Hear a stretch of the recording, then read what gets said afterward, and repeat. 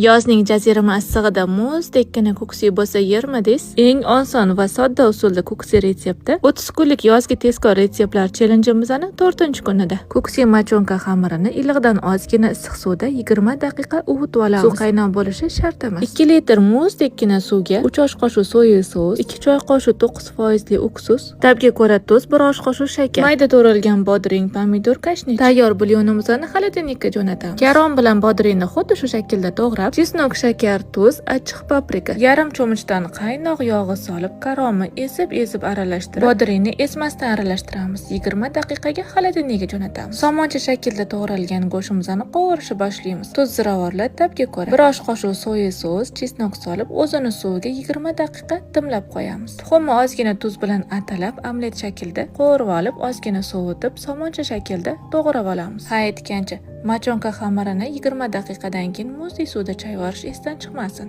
Xohishga ko'ra somoncha shaklda to'g'ralgan pomidor qo'shsanglar ham bo'laveradi. Retsept yoqqan bo'lsa, yurichani qizartirib bitta komment yozib, qolgan challenge kunlarni o'tkazib o'rmaslik uchun